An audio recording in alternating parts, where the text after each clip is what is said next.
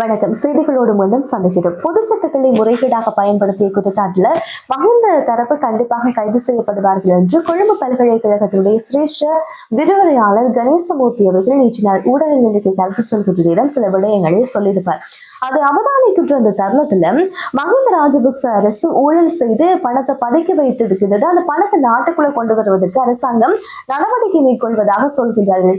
ஆனால் அந்த நடவடிக்கை மேற்கொள்ளப்பட வேண்டுமாக இருந்தால் சட்டத்துல பல திருத்தங்கள் செய்யணும். அப்படி வெளிநாடுகள்ல ஊழல் செய்து பதுக்கி வைத்திருக்கின்ற சொத்துக்களை நாட்டுக்குள்ள கொண்டு வருவதற்கான சட்ட திருத்தங்கள், சட்ட நடவடிக்கை எடுக்கலாம், செய்தவர்களுக்கு தண்டனை வழங்குவதற்கான முழு அதிகாரமும் இருக்கு. ஆனா கொண்டு வருவதற்கான எந்த சட்ட மூலமும் இலங்கையில இல்லை.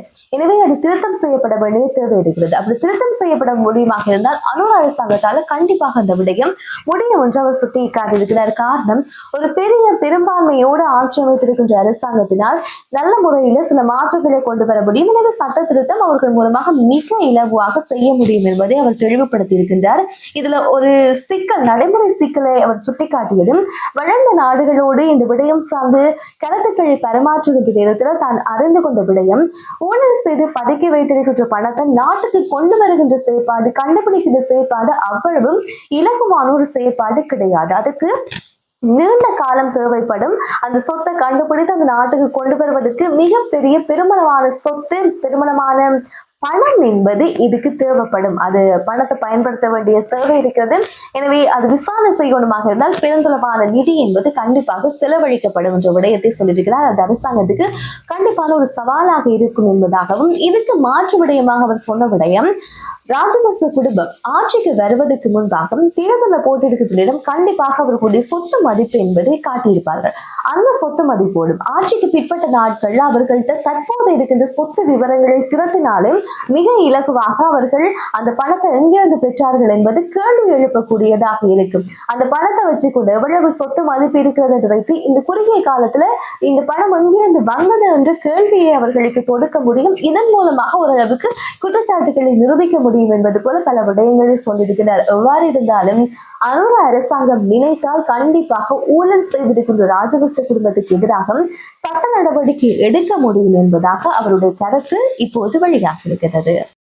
அரசாங்கம் ஆட்சிக்கு வந்து காலங்கள் ஆகி கொண்டிருக்கிறது, நாட்கள் கிடைக்கின்றது. இந்த நேரத்துல ஏன் இதுவரைக்கும் சொன்னது போல ஊழல் செய்தவர்களுக்கு எதிராக, முக்கியமாக மஹிந்த அரசாங்கத்துக்கு எதிராக நடவடிக்கை எடுக்க முடியவில்லை என்று கேள்வி எழும்ப ஆரம்பித்தது. அதுக்கு ஒரு சில கருத்துக்களாக வெளியாவது, மஹிந்த ராஜபக்சவை விரும்புகின்ற பல மக்கள் அனுரகுமார திசாநாயக்கு வாக்களித்ததாகவும், ஒருவேளை மஹிந்த ராஜபக்சவுக்கு ஏதாவது சட்ட நடவடிக்கையோ கைது நடவடிக்கையோ எதிராக மேற்கொள்ளப்படுமாக இருந்தால் அவர்கள் அதிருப்தி அடைந்து விடுவார்கள் என்ற அச்சத்தினால் தற்போதைய அரசாங்கம் எந்த விதமான நடவடிக்கையும் எடுக்காமல் இருப்பதாக சில அரசியல் புரசலாகும் கதைகள் தற்போதைய அரசாங்கத்துக்கு எதிராக வெளியாக ஆரம்பித்திருக்கிறது. ஆனால் நாட்டை பொறுத்தவரையிலும் மஹிந்த ராஜபக்ச தரப்பு ஊழல்வாதிகள்கிட்ட இருந்த பல கோபம் மக்கள் அனுரகுமார திசாநாயக்க மீது வாக்களிப்பதற்கு காரணம். அதே நேரம் அரகத போராட்டத்தை பொறுத்தவரையில ஊழல் செய்தவர்கள் கைது செய்யப்பட வேண்டும், நாட்டுக்கு சொத்து கொண்டு வர வேண்டும் என்பதுதான் அந்த போராட்டத்துல மிகப்பெரிய கருத்தியலாக இருந்தது. அதன் மூலமாக மஹிந்த ராஜபக்சர்கள் என்பது விரட்டி அடிக்கப்பட்டார்கள், மக்களால் வெறுக்கப்பட்டார்கள். மீண்டும் ஆட்சிக்கு வந்த ரணில் விக்ரமசிங்கே அவர்கள் மீது நடவடிக்கை எடுக்கவில்லை என்று அவர் மீது மக்கள் கோபத்தை வெளிப்படுத்தியிருந்தார்கள். இந்த சூழ்நிலையில் இந்த கருத்து என்பது சரியானதாக இருக்குமா தவறானதா இருக்குமா என்பதை யோசித்து பார்க்க வேண்டிய தேவை இருக்கின்றது. நாளை நாள் இடம்பெற போகிற மாவீர நினைவேந்தல் நிகழ்வை தடுக்க முடியாது என்று தற்போதைய அரசாங்கம் சொல்லியிருக்கிறது. பொதுமக்கள் பாதுகாப்பு அமைச்சர் ஆனந்த விஜயபால தான் இந்த விடயத்தை சொல்லியிருக்கிறார்.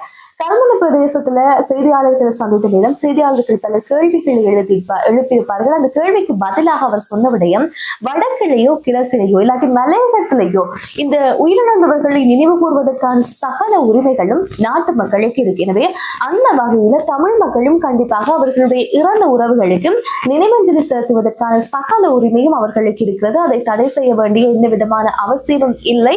சட்டத்தின் அடிப்படையில் அவர்கள் அதை நினைவு கூறலாம். ஆனால் இலங்கையை பொறுத்தவரை அடிப்படையில தமிழீழ விடுதலை புலிகள் அமைப்பு என்பது பயங்கரவாத பட்டியலில் இருக்கின்ற அமைப்பு. எனவே அவர்களை பிரதிபலிக்கின்ற வகையில சின்னங்களை பயன்படுத்தக்கூடாது. கொடிகளையோ அவர்களுடைய உடைகளையோ புகைப்படங்களையோ பயன்படுத்தாமல் தாராளமாக நினைவேந்தல் செய்வதற்கான சகல உரிமையும் தமிழ் மக்களுக்கு இருக்கிறது என்ற விடயத்தை அவர் சொல்லியிருக்கிறார். அதே நேரம் நினைவஞ்சலி இடம்பெறுகின்ற அந்த பிரதேசங்களிலும் தேவையில்லாமல் பாதுகாப்பு படையினர் சென்று போலீசார் சென்று புகைப்படங்களோ காணொலிகளோ எடுக்கக்கூடாது என்ற ஒரு அறிவுறுத்தலும் பாதுகாப்பு தரப்பினர்களுக்கு வழங்கப்பட்டிருக்கிறது. இலங்கையின் எரிசக்தி துறையை மேம்படுத்துவதற்காக ஆசிய அபிவிருத்தி வங்கி இலங்கைக்கு 200 பில்லியன் அமெரிக்க டாலரை கடனாக வழங்கி இருக்கிறார்கள். இந்த கடன் திட்டத்தின் மூலமாக இலங்கையினுடைய எரிசக்தி சார்ந்திருக்கின்ற விடயங்கள் மேம்படுத்தப்பட போவதாகவும் முக்கியமாக மீளுருவாக்கம் செய்யப்படுகின்ற இந்த எரிசக்தி வளத்தை மேம்படுத்துவதற்கும் தேவையில்லாமல் எரிசக்தி உற்பத்திக்காக செலவினங்கள் போவதை தடுத்து நிறுத்துவதற்காகத்தான் இந்த நிதி உதவி என்பது வழங்கப்பட்டிருப்பதாக சொல்லப்படுகின்றது. எனவே இது பெற்றிருக்கின்ற இந்த செய்திகள் பெற்றிருக்கின்ற கருத்துக்கள் இருக்குமாக இருந்தால் மறக்காம கமெண்ட்ல சொல்லுங்க. நாளை நாள் செய்திகளோடு சந்திக்கலாம். நன்றி, வணக்கம்.